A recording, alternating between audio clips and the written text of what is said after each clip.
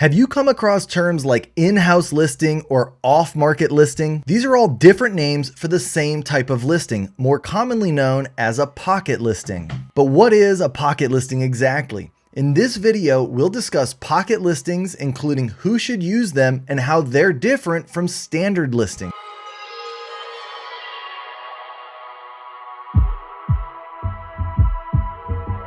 What's going on, everyone? I'm Kyle Handy, a realtor and team leader here in San Antonio, Texas.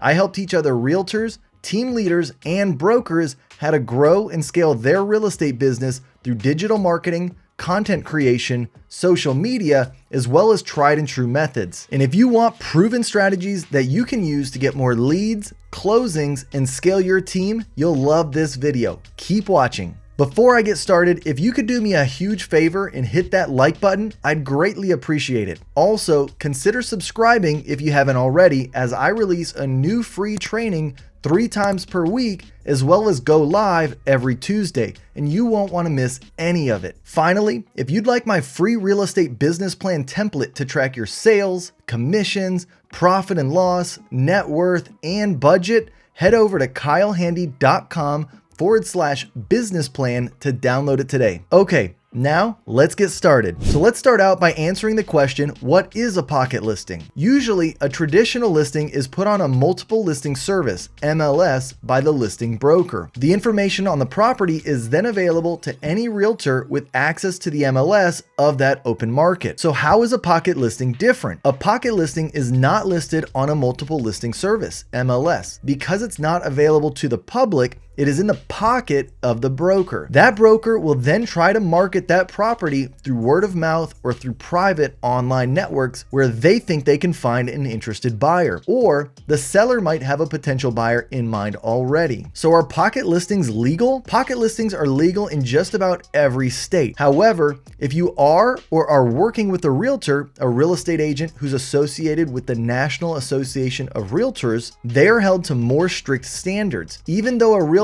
has a fiduciary duty to their client, they cannot create pocket listings. And since most real estate agents are realtors, it has made pocket listings mostly a thing of the past. There are a few ways to get around this. First, the realtor has 1 business day to list the property on the MLS after they've begun publicly marketing it. This means that if you begin marketing the property on Friday, you have the entire weekend to keep the home as a pocket listing. Also, if the realtor never begins to publicly market the property, the listing can stay off the MLS. Finally, if a real estate professional is not associated with the National Association of Realtors, they can list your property as a pocket listing for as long as they wish. So what are the pros of a pocket listing? Why would someone not want to list their property on the MLS? Pocket listings are beneficial in a few different cases. First, one use for a pocket listing is if the property belongs to a celebrity, politician, or another public figure who wants to keep the sale of their home private. Public figures may want to do this for their own privacy and safety, as well as to limit visits to the property from people who have no intention of actually buying. A pocket listing can ensure that only serious home buyers have access to the home. Another time to use a pocket listing is if the home seller already has a qualified buyer in mind. There's no point in the seller putting the home on the MLS if they already have a buyer willing to pay the asking price. This could be a neighbor, family member, or friend who has always had an interest in owning the property. Another use for pocket listings is to test homes on the housing market before placing them on the MLS. This way, the listing agent can determine if the price is fair or not and then raise or lower it depending on the reaction that they get. The MLS tracks the price history and how many days the property has been listed. Using a pocket listing to test a home's price means the seller can avoid lowering the asking price and having their property listed for too long on the MLS. These are both negative signs that buyers and agents will look at when considering a home. Another benefit is that the agent has the opportunity to earn the full commission. Agents can hold pocket listings and have a great chance of representing both the seller and buyer in a transaction. While this does present some challenges, in particular dual agency, most of the time that can be offset by finding another real estate agent in your brokerage to represent the prospective buyer and still earn a referral commission. As for the seller, this allows the agent to control more of the transaction as compared to working with a random random buyer's agent and buyer. Are you curious how much commission a real estate agent makes? Check out my video that I'll link above. Okay, so now what are the cons of a pocket listing? While these scenarios sound like good reasons to use pocket listings,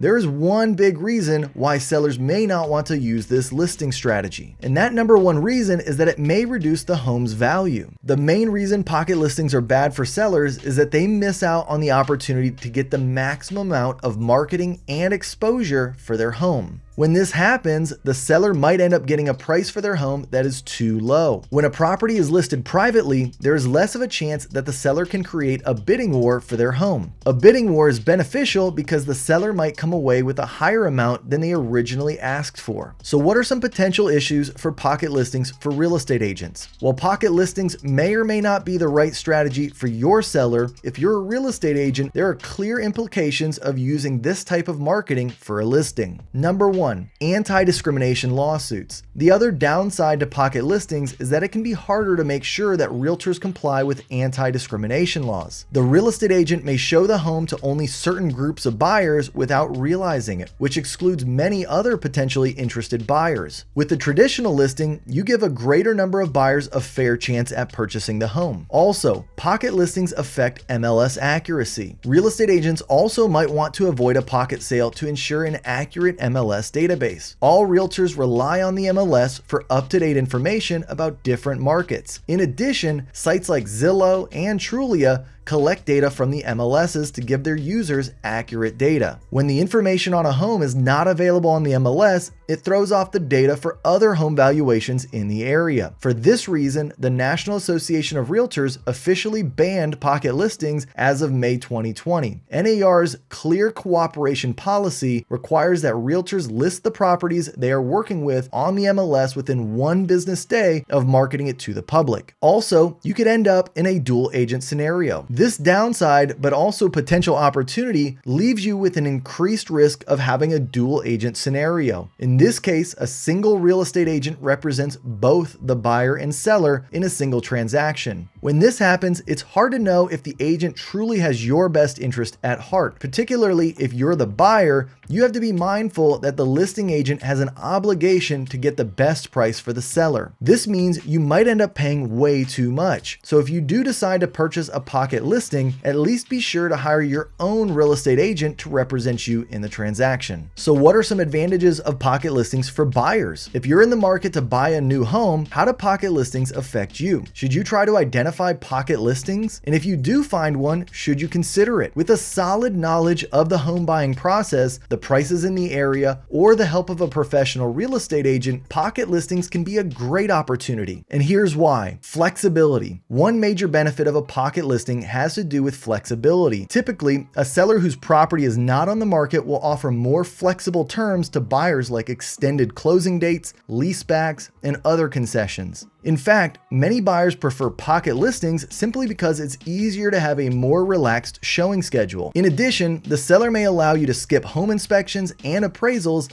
as long as you and your real estate agent sign an affidavit and liability waiver if needed. Price. If you can find a pocket listing essentially off market, then a buyer stands to gain a possibly better deal than if the property was marketed to all potential buyers. If you're buying off market, you have more freedom in negotiating with the seller since there are no competing offers that need to be considered. Less competition. If there's a pocket listing in your area and it hasn't been published to the MLS yet, this could be an advantage for you as a buyer because fewer people have access to this information. In this case, you have a better chance of getting the first look at this hidden house. This allows you to submit a competitive offer before anyone else has a chance to see it or make an offer. So if you're tired of dealing with multiple offers, finding pocket listings may be for you. So that being said, how do you find pocket listings? Finding pocket listings has become harder in recent years as pocket listings have declined due to NAR's essentially banning them. There used to be an entire website set up dedicated to pocket listings. Also, many more pocket listings were found on portal sites like Zillow and Trulia. Today, the best way to find pocket listings is directly contact local real estate agents and ask about pocket listings or upcoming listings. A key to finding a pocket listing is timing. After all, you wouldn't be able to find it if the seller seller has not yet decided to list or unlist it from the MLS. You still need to do your research and know when properties go up for sale. So now that we've answered the question, what is a pocket listing? Should you work with them if you're a real estate agent? And if you're a buyer or seller, should you buy or list a property this way? Overall, it's best to avoid pocket listings unless you have a good reason for wanting to keep the sale or purchase of your property private. To get the best price for your home and sell it as quickly as possible, you need as much professional marketing and exposure as you can get.